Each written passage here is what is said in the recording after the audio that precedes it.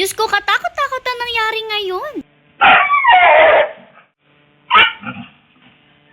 Alam niyo naman na ang pinakakatuwaan na talaga ng pack members natin ay ang paglabas nila dito sa off-leash area nila tuwing umaga at hapon. Tapos dahil nga mga sanay naman sila sa aircon at syempre dahil husky sila, snow dog sila at madali nga sila na mainitan, palagi rin nga sila naka-electric fan kahit andito sila sa labas. Electric fan kasi talaga ang hindi pwedeng mawala dito sa ating pack members ha, sa araw-araw nilang pamumuhay. Pero hindi naman natin in-expect na dahil nga doon ay talagang masasaktan at muntik na talagang mapahamak ang ating pack members. Bago ko nga ipakita sa inyo lahat ng mga naganap dahil sa electric fan, ito muna nga ang pack members natin sa kanilang off-leash area. Dito nga sa off-leash area ng ating pack members, meron na ditong dalawang electric fan talaga. Yung isa nga ay wall fan at nakakabit po siya sa kubo. Tapos syempre connected nga siya sa kuryente. Habang yung isa naman ay solar fan nga siya. Syempre electric fan na solar powered. Pero minsan nga yung electric fan po na yun nga po ay sinasaksak rin sa kuryente. Kung baga to ay electric fan siya, pwede mo siyang isaksak sa solar. Tapos kapag wala namang init, pwede na rin niyang i-charge mula sa kuryente mismo. At doon na nga napahamak ang pack members natin sa electric fan na yun. Pero mamaya ko na lang ipapakita. Dito nga muna tayo sa mga kaguluhan at kakulitan ng pack members natin. Marami rin nga kasi talaga sa inyo ang nagulat nung sinabi ko nga sa inyo sa previous video na si Chanel ay bigay lang talaga sa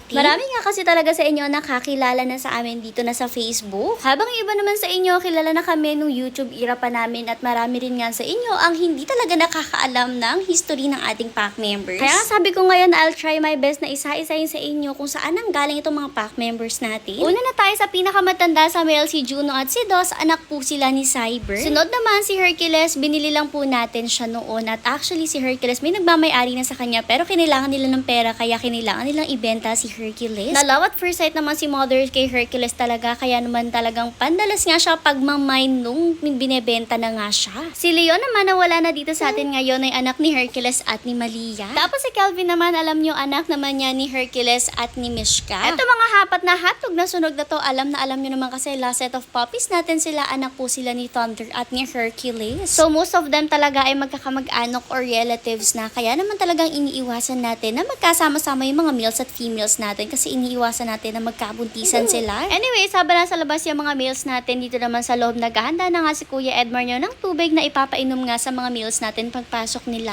For the linis na rin nga sila dyan ng mga cage or ng mga rooms ng mga males natin habang yung mga females naman natin naghihintay nga sila dyan sa second floor. In fairness naman sa mga females natin, sanay naman na sila ng paghihintay ng ganito at hindi naman sila nagwawala habang naghihintay sila. Alam niyo naman na meron rin tayong dalawang females dito sa baba which is si Athena nga at si Olaf. At dahil rin nga nandito sila sa baba, sila talaga yung unang napalalabas tuwing oras na nga ng palabasan. Tapos after nga nilang dalawa, saka papupunta yung mga kuyas natin sa taas para nga palabasin yung iba pa natin mga pack members na females na nandun. At ito na nga sila, talagang kanya-kanya nga silang takbo palabas since excited rin talaga sila. Anyways, magsa-start na nga kung chikahin kayo sa mga females natin. Bale, ang unang-una natin na pack member or ang unang doggy namin na husky ay si Cyber which is female. Si Cyber po, ako talaga yun nakahanap sa kanya at nung time na yun may OLX pa at dun ko po siya nahanap. Since dream dog nga po talaga namin ang husky, kaya naman talagang nung makita ko si Cyber, pinilit ko talaga si mother na bilhin siya agad. Syempre, na-spoil namin si Cyber at natuto rin kami mag-alaga talaga ng huskies dahil sa kanya at nung unang mga anak nga si Cyber, isa sa mga naging anak niya ay si Malia at actually tatlong magkakapatid si Malia pero isa lang si Malia lang talaga ang kinip natin. After naman ni Malia, si Red naman yung naging doggy natin which is hindi nyo na nakilala since nawala na nga po siya noon pa bago kami mag-start sa YouTube. Sunod naman ay si Snowy which is binili lang rin po talaga namin since gusto nga ni mother no ng piebald at naaamis talaga siya sa kulay ni Snowy. After ni Snowy, kung hindi ako nagkakamali, si Athena na po ang sumunod. Si Athena naman, anak po siya ni Malia at nag-iisa nga po siya na ikinip natin. Si Mishka naman, binili lang rin po natin siya since gusto rin nga po natin ng copper. Si Queen Blue natin, alam nyo, anak naman niya ni Mishka at ni Hercules. Si Thunder naman, surprise ko nga yan para kay mother. Hindi niya nga alam na binili ko si Thunder, although alam naman niya or kilala na talaga niya si Thunder. Nakita kasi niya yung owner ni Thunder na nagpo-post na nagbebenta nga ng puppies tapos gustong-gusto niya si Thunder talaga. Kaso siya kasi naka-reserve na daw pala si Thunder nung tanungin niya pero hindi niya alam ako yung nagpa-reserve kasi ireregalo ko nga si Thunder sa kanya. Nasa YouTube pa nga po yung pinaka-surprise ko kay mother. No, sinurprise ko siya kay Thunder. Teka, nalilito na ako. Sino pa bang hindi ko nababanggit?